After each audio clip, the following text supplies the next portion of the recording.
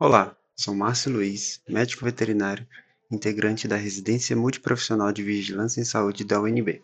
Irei hoje apresentar o CITREP da Semana Epidemiológica 3, referente aos dias 18 de janeiro de 2026 a 24 de janeiro de 2026.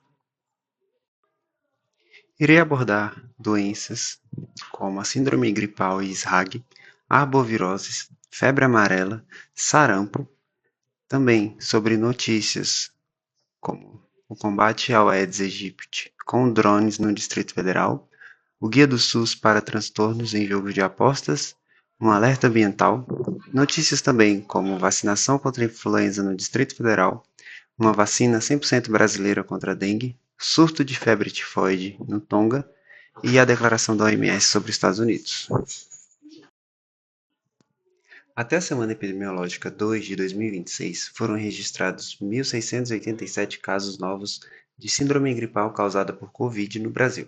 A comparação entre os anos evidencia a redução expressiva no número de casos, com queda acentuada de 2023 para 2024 e nova diminuição em 2025. Esse comportamento indica a tendência de declínio sustentado da ocorrência de síndrome gripal por Covid-19, sugerindo menor impacto da doença no período mais recente, embora a vigilância epidemiológica deva ser mantida. Até a semana epidemiológica 2 do corrente ano, a vigilância laboratorial da síndrome gripal associada à Covid-19 no Brasil registrou 33.482 exames RT-PCR realizados para diagnóstico, dos quais 254 apresentaram resultado positivo para SARS-CoV-2.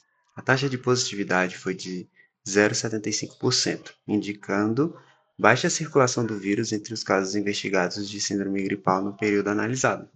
Embora o monitoramento laboratorial permaneça essencial para a detecção precoce de mudanças no cenário epidemiológico.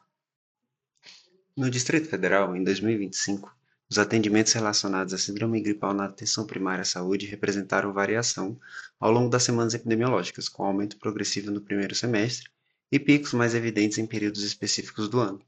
A proporção desses atendimentos em relação ao total das APS acompanhou essa elevação, indicando maior demanda por quadros gripais nos momentos de maior circulação de vírus respiratórios.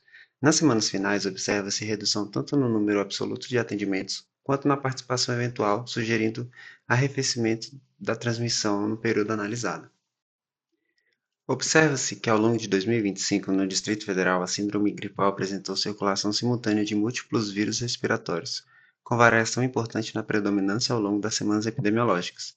No início e no fim do período, destaca-se a maior participação de rinovírus e vírus sincial respiratório, enquanto no meio do ano há um aumento expressivo dos vírus influenza, especialmente o A, incluindo H1N1, PDM9 e H3N2, além da influenza B. O SARS-CoV-2 manteve presença contínua, porém com maior proporção em comparação aos demais agentes na maior parte do período. Esse padrão indica sazonalidade bem definida, com predomínio de influenza nos meses centrais do ano e maior diversidade viral nas demais semanas. Observa-se, até a semana epidemiológica 2 de 2026, a atividade de SRAG apresenta distribuição heterogênea entre as unidades da Federação do Brasil. Nas últimas 2 semanas, parte dos estados concentra-se em níveis de alerta, risco ou alto risco, enquanto outros mantêm situação de segurança ou baixo risco. A análise da tendência de longo prazo indica em vários estados crescimento ou estabilidade dos casos de SRAG. Embora algumas unidades já demonstrem sinais de queda, o cenário reforça a necessidade de vigilância contínua e de ações oportunas de prevenção e resposta, especialmente nas áreas com tendência de aumento. O Distrito Federal enfrenta um aumento expressivo nos casos de influenza, com crescimento de 146% em relação ao ano anterior. Em 2025, mais de 1,4 mil casos de síndrome respiratória aguda grave foram causados pelo vírus, o que acendeu um alerta na rede de saúde pública. Diante desse cenário, a Secretaria de Saúde do Distrito Federal reforçou a convocação para a vacinação contra a gripe. Os dados mostram que a influenza foi responsável por mais óbitos do que a Covid-19 no período analisado, atingindo principalmente idosos e crianças pequenas. Por isso, embora a vacina esteja disponível para toda a população a partir de 6 meses de idade, o foco principal da campanha são gestantes, idosos acima de 60 anos e crianças menores de 6 anos. considerados os grupos mais vulneráveis. Na semana epidemiológica 2 do correntiano, o cenário inicial das arboviroses no Brasil já demanda atenção, totalizando 9.725 casos prováveis de dengue em todo o território nacional. Quanto ao coeficiente de incidência por 100 mil habitantes, o estado do Tocantins lidera o ranking nesse período, apresentando uma taxa de 25,5%. 25,5%.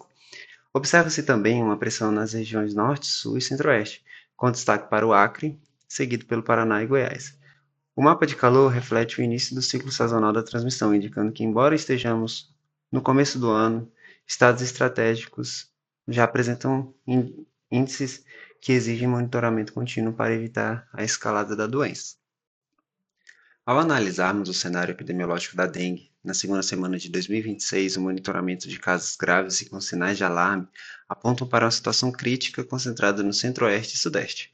O estado de Goiás lidera esse indicador preocupante, registrando 12 casos graves de maior complexidade clínica ao longo do início do período.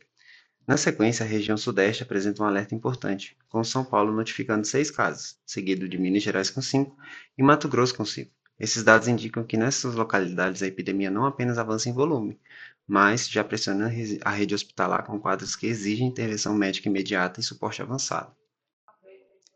Passando para o cenário de chikungunya na semana epidemiológica 2 de 2026, o Brasil contabiliza um total de 1.656 casos prováveis. O alerta máximo recai sobre o Mato Grosso do Sul, que apresenta uma disparada significativa em relação aos demais estados, liderando com a incidência de 13,3 por 100 mil habitantes, e somando sozinho 386 casos prováveis. A região centro-oeste concentra os maiores números, com Goiás aparecendo na sequência, com 374 casos e incidência de 5,1, seguido pelo Mato Grosso, com 96 notificações. A Secretaria de Saúde do Distrito Federal passou a utilizar drones como uma importante ferramenta no combate ao Aedes aegypti, mosquito transmissor da dengue, chikungunya e vírus da Zika. A tecnologia vem sendo incorporada para tornar as ações de vigilância mais precisas, rápidas e eficientes, especialmente em áreas com alto índice de infestação. Os drones eles atuam principalmente em duas frentes. A primeira é o mapeamento aéreo de regiões consideradas críticas, com base em dados epidemiológicos e indicadores como o LIRA e as ovitrampas. Por meio de câmeras de alta resolução, os equipamentos eles captam milhares de imagens que são transformadas em ortofotos, permitindo a identificação de recipientes com potencial para se tornarem criadores de mosquitos. A segunda função é o tratamento direto dos focos de água parada em locais de difícil acesso, como lajes, caixas d'água abertas e áreas internas de imóveis não acessíveis.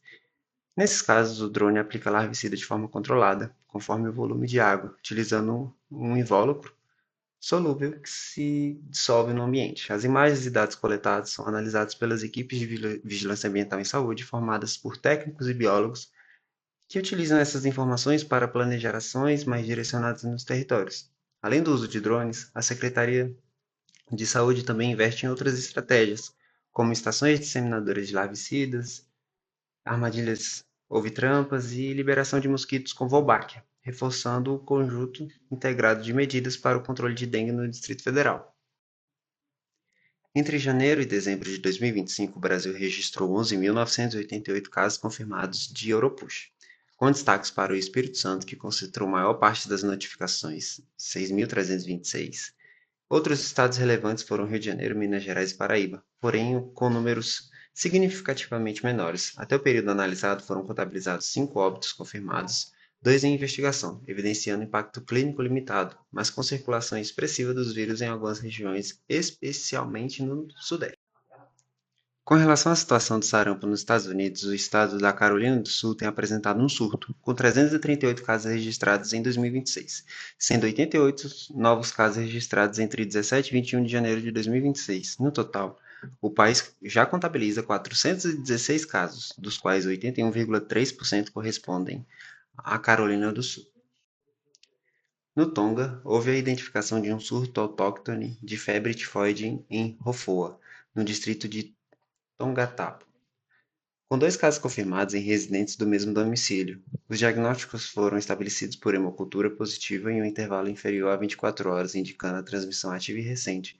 Embora os pacientes homens jovens de 17 e 21 anos apresentaram sintomas compatíveis com febre tifoide por aproximadamente 2 semanas antes da hospitalização. período que representa uma janela significativa para a transmissão secundária e possível contaminação ambiental. Do ponto de vista de saúde pública, o evento reforça a vulnerabilidade de comunidades com acesso limitado à água potável e saneamento adequado, bem como o potencial impacto de fatores ambientais e climáticos. Na Argentina, a província de Buenos Aires registrou a quinta morte relacionada ao hantavírus em 2026. O evento foi reportado na Semana Epidemiológica 3 e reforça a circulação do vírus em áreas rurais da região central do país. A hantavirose é uma zoonose viral transmitida principalmente por roedores silvestres infectados, com a infecção humana ocorrendo pelo contato com a saliva, urina ou fezes desses animais. O agente pertence ao gênero Hantavirus da família Hantaviridae. A província de Buenos Aires registrou 5 óbitos atribuídos ao hantavírus em 2026, distribuídos entre Arrecife, San Andrés de Giles, Sierra de los Padres, Chacabuco e General Belgrano. Os eventos ocorreram em residentes de diferentes faixas etárias, variando de 10 a 59 anos, incluindo um caso infantil e um adolescente. A distribuição espacial demonstra a concentração de óbitos em localidades rurais e suburbanas da província de Buenos Aires. Vacina inédita e 100% brasileira contra a dengue começa a ser aplicada. O imunizante de dose única do Instituto Butantan integra a Estratégia Nacional de Controle da Doença. A vacina inédita, sendo a primeira vacina de dose única contra a dengue no mundo, uma tecnologia nacional desenvolvida pelo Butantan. O objetivo é avaliar o impacto da vacinação na redução da transmissão da dengue. O público-alvo é de pessoas de 15 a 59 anos em municípios piloto, como Botucatu, em São Paulo, Maranguape, Ceará e Nova Lima, Minas Gerais. A eficácia é de 74% de proteção geral, 91% de casos graves, contra casos graves e 100% contra hospitalizações. O Ministério da Saúde publicou recentemente um guia de cuidado para pessoas com problemas relacionados a jogos de aposta, voltado para apoiar profissionais da saúde na identificação e no cuidado de pessoas que apresentam sofrimento associado ao jogo, especialmente quando começa a afetar a vida financeira, emocional e social. Esse guia, ele faz parte de uma estratégia mais ampla do SUS e detalha como organizar a linha de cuidado dentro da rede de atenção psicossocial, envolvendo desde a atenção primária até os centros de atenção psicossocial. As orientações, elas incluem acolhimento qualificado, avaliação psicossocial e integração do cuidado com outras condições de saúde, priorizando uma abordagem que respeite a autonomia das pessoas e busque reduzir os danos associados ao comportamento da aposta. Além disso, o documento ele enfatiza a importância de atendimentos presenciais e remotos, articulação entre serviços e estratégias de prevenção, reforçando o papel do SUS no enfrentamento de problemas de saúde pública relacionados às apostas online. Transmissão ambiental em aves domésticas de influenza aviária altamente patogênica durante a temporada 2025-26 no Japão.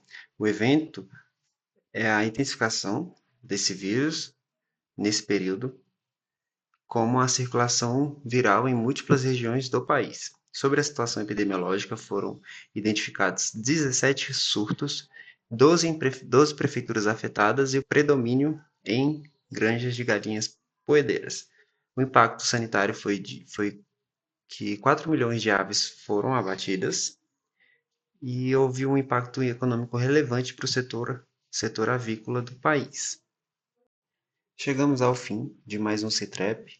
Estes são os autores e revisores do trabalho. Meu muito obrigado pela atenção e até a próxima semana.